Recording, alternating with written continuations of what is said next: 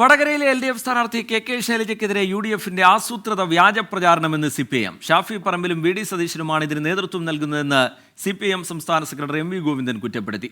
KK ശൈലജയ്ക്കെതിരായ cyber അധിക്ഷേപത്തിൽ police വീണ്ടും കേസെടുത്തു. അതിനിടെ KK ശൈലജയ്ക്കെതിരെ ഷാഫി പറമ്പിൽ വക്കീൽ നോട്ടീസ് അയച്ചു.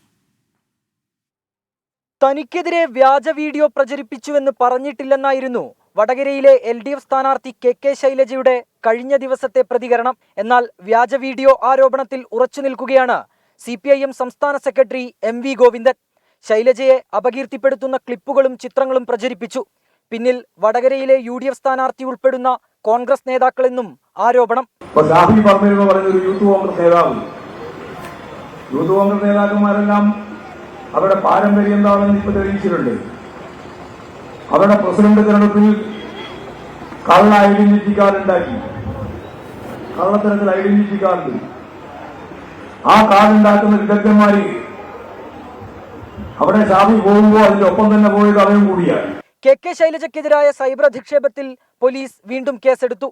ഫേസ്ബുക്കിലൂടെ റാണിയമ്മ എന്ന പരാമർശം നടത്തിയതിനാണ് കോഴിക്കോട് റൂറൽ സൈബർ പോലീസ് സ്വമേധയാ കേസെടുത്തത്.